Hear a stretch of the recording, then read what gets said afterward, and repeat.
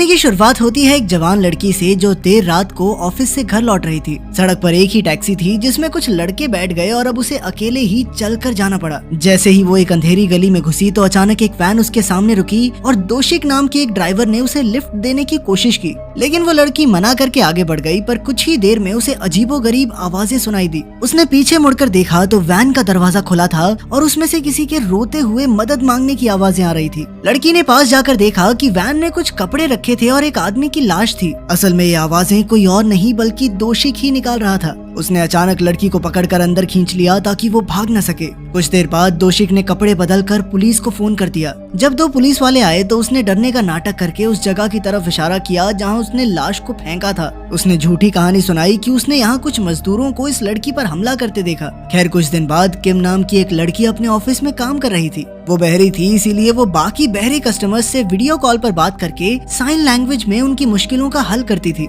एक दिन काम के बाद वो कंपनी वालों के साथ डिनर पर गई। वो किसी से बात नहीं कर पाती थी और इसी का फायदा उठाते हुए सभी मर्द उसका मजाक उड़ाने लगे। वो उसके लिए गंदी भाषा का प्रयोग कर रहे थे क्योंकि उन्हें लगा कि इसको कौन सा कुछ सुनने वाला है। मगर किम होंठ पढ़ना अच्छे से जानती थी, इसीलिए उसने भी कुछ गंदे इशारे करके अपना बदला ले लिया। खैर बाद में वो अपनी बहरी माँ को काम से लेने गई। उसकी माँ दर्जी की दुकान में काम करती थी और वो बेहद खुश थी क्योंकि उसे इस महीने बहुत अच्छी तनख्वाह मिली थी। अब उसने किम के साथ बीच पर जाकर बढ़िया छुट्टियां मनाने का प्लान बनाया। वहीं शहर में दूसरी ओर चोई नाम की एक लड़की अपने दोस्तों के साथ बाहर जाने के लिए तैयार हो रही थी, मगर उसका भाई जोंग उनके माँ बाप की मौत के बाद उसका कुछ ज्यादा ही ध्यान रखने लगा था। जोंग चोई के छोटे कपड़ों से खुश नहीं था और वो चाहता था कि वो अंधेरा होने से पहले घर लौट आए। चोई ने जल्दी आने का वादा तो किया पर बाद में उसने जोंग के मैसेजेस का रिप्लाई ही नहीं किया। फिर जब वो फोन भी नहीं उठा रही थी तो जोंग ने जाकर खुद उसे ढूंढने का फैसला किया। रात बहुत हो चुकी थी, इसलिए दोशिक भी अपना अगला शिकार ढूंढने के लिए निकल पड़ा। उसने देखा कि किम अपनी माँ को सड़क पर उतारकर गाड़ी पार्क करने गई,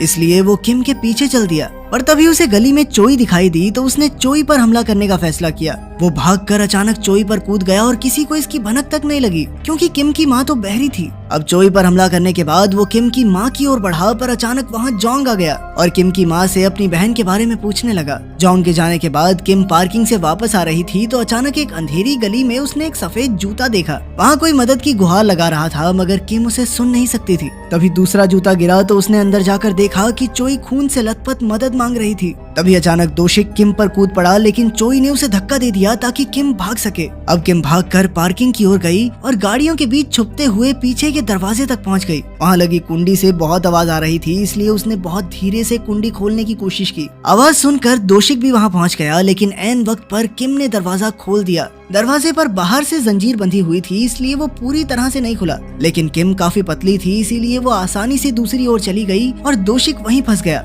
अब किम भागकर गाड़ी में गई और अपनी माँ को फोन करके वहीं रुकने को कहा, पर जैसे ही किम ने पीछे मुड़कर देखा तो दोशिक चाकू लिए पिछली सीट पर ही बैठा था। दोशिक ने उसे गाड़ी चलाने को कहा तो किम ने गाड़ी सीधा दीवार से टकरा दी और मौका पाते ही वहाँ से भाग निकली। दोशिक भी उसके पीछे दौड़ा पर किम ने अपनी माँ के पास जाते ही सड़क पर लगा अलार्म बटन दबा दिया। अब वो दोनों पुलिस का इंतजार करने लगी और दोशिक अपनी वैन में चला गया। उसने चोई को वैन में छुपाया और कपड़े बदलकर एक बिजनेसमैन का भेष बना लिया। फिर वो किम और उसकी माँ के पास गया और किम उसे पहचान ही नहीं पाई क्योंकि किलर ने पहले मास्क और हैट पहनी हुई थी। दोशिक ने कहा कि वो अपनी बहन को ढूंढ रहा है तो किम उसे अंधेरी गली में ले जाने लगी, लेकिन तभी पुलिस वहां आ गई। पुलिस वालों ने देखा कि गली तो एकदम खाली थी, पर किम ने कहा कि सिक्योरिटी कैमरास से सारा सच पता चल जाएगा। मगर पार्किंग लॉट के गार्ड ने बताया कि कुछ शरारती बच्चों ने कैमरास बंद कर दिए थे। खैर अब उन तीनों को रिपोर्ट लिखने के लिए स्टेशन लाया गया। लिफ्ट में दोशिक बार बार अपने बैग में रखे हथियारों को देखकर किम और उसकी माँ को घूर रहा था। उसे देखकर किम की माँ को थोड़ा शक तो हुआ, पर फिर दोशिक ने फोन दिखाकर कहा कि उसकी बहन का मैसेज आ गया है और वो अब बिल्कुल ठीक है। कुछ देर बाद किम ने अपना बयान दिया, मगर लाश या किलर की पहचान के बिना पुलिस क्या ही कर सकती थी।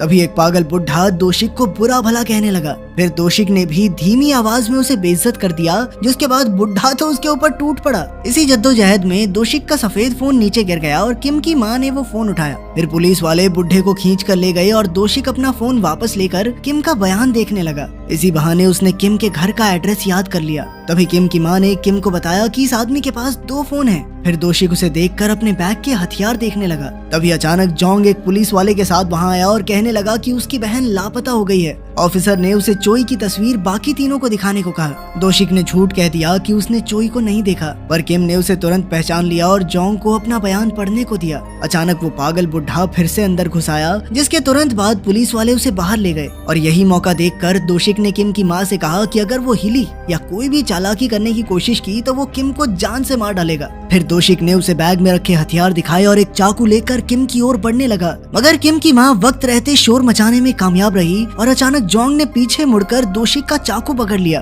फिर उन दोनों में हाथापाई शुरू हो गई और किम अपनी माँ के साथ पुलिस वालों को बुलाने भागी। उधर दोशिक ने कहा कि उसने ही चोई पर हमला किया था, जिससे जोंग को बहुत गुस्सा आ गया और उसने दोशिक को बुरी तरह पीटा। अंत में वो दोशिक को जान से मारने वाला था कि पुलिस वहां आ गई। दोशिक फिर से नाटक करने लगा कि जोंग उसे मारना चाहता है और अंत में पुलिस ने जोंग को गिरफ्तार कर लिया। दोशिक तो बाहर चला गया पर किम और उसकी माँ जोंग के साथ वहीं रुकी। फिर जब पुलिस ने वहां की सीसीटीवी फुटेज देखी तो उन्हें एहसास हुआ कि ये तीनों तो सच बोल रहे थे। अब जोंग फिर से अपनी बहन की तलाश में जुट गया और पुलिस वाले किम और उसकी माँ को घर छोड़ाए। उनके घर में कुछ लाइट्स थी जो थोड़ी भी हलचल होने पर ब्लिंक करती थी। कुछ देर बाद अचानक दरवाजे पर कोई आया, जिससे वो बेहद डर गई। और ये किम की माँ की दोस्त ही थी जो अपना सामान लेने आई थी। किम की माँ और उनकी दोस्त सामान लेकर नीचे चले गए और इसी बीच दोशिक ने अंदर घुसकर बाहर का सेंसर तोड़ दिया। लेकिन अंदर के सेंसर को देखकर किम समझ गई कि कोई तो अंदर घुस चुका है, इसीलिए वो तुरंत चौकन्नी हो गई। पर दोशिक ने एक अलार्म क्लॉक बजा दी ताकि किम को लगे कि सेंसर अलार्म की वजह से एक्टिवेट हुआ है। बाद में जब किम अपने कमरे में थी तो दोशिक ने बाहर के सारे सेंसर बंद कर दिए।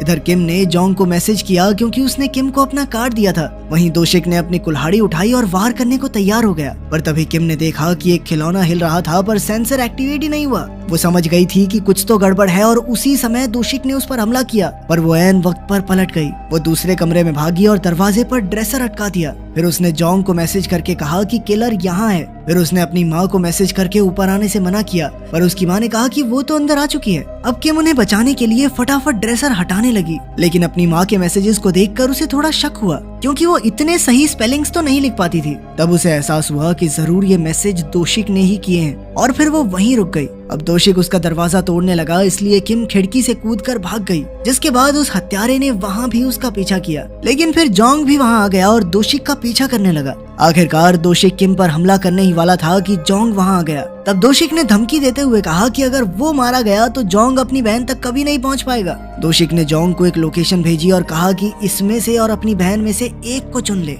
तब जोंग किम से माफी मांगकर अपनी बहन को बचाने लोकेशन पर भागा। ये लोकेशन किम के घर की ही थी, लेकिन दोशिक ने झूठ बोला था क्योंकि वहाँ तो कोई भी नहीं था। उधर दोशिक ने जोंग को फोन करके कहा कि उसने किम को ना बचाकर बहुत बड़ी गलती कर दी। तब किम उसकी आंखों में धूल झोंककर फिर से भाग निकली। वो जोशिक की वैन के पास पहुंची तो चोई बाहर आकर मदद मांगने लगी। उधर जोंग और किम की माँ किम को ढूंढने आए, मगर वहाँ तो कोई भी नहीं था। पर चोई रुक गई क्योंकि उसने जोशिक को आते सुन लिया था। फिर किम ने चोई को जोंग को बुलाने को कहा और खुद चाकू लेकर जोशिक के सामने आ गई। वो जोशिक का वक्त बर्बाद करने की कोशिश कर रही थी ताकि जोंग समय पर वहाँ आकर उन्हें बचा सके। जैसे ही जोशिक दौड़ा तो किम अलार्म दबाकर फिर से भाग निकली। इधर चोई ने जोंग को फोन किया और उन्होंने चोई को एम्बुलेंस से हॉस्पिटल पहुंचा दिया। चोई ने जोंग और किम की माँ को रास्ता बताकर किम को बचाने को कहा। किम दौड़कर बाजार में घुस गई थी और उसने लोगों से मदद मांगने की कोशिश भी की, पर क्योंकि वो बोल नहीं पा रही थी इसलिए किसी ने उस पर ध्यान नहीं दिया। अब दोशिक नजदीक आ रहा था, इसलिए किम ने अपना चाकू निकाल लिया।